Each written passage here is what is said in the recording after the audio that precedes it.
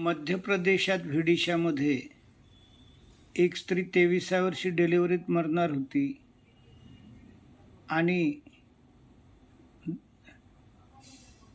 44 वर्षी या विद्येनं तिची नॉर्मल डिलिव्हरी मजबूत बाळ असं झालं आणि त्यावरून आपण संपूर्ण देशात ही जी नपुसकता आणि इन्फर्टिलिटी वाढलेली आहे ती या विद्येनं आपण कव्हर करू शकतो, शून्यावर आणू शकतो. इतकंच काय तर येणारी पिढी मजबूत आणि गुणवान असेल, निरोगी असेल. तर अशी आपल्याला 10-15 धोरणं करायची आहेत. हा मुद्दा क्रमांक 2. आणि त्यासाठी गजानन वाघ तिथं महिनाभर येऊन राहायला तयार आहेत आणि हे पॉलिसी आणि धोरणं करून देणार. हा या क्लिपचा विषय आहे.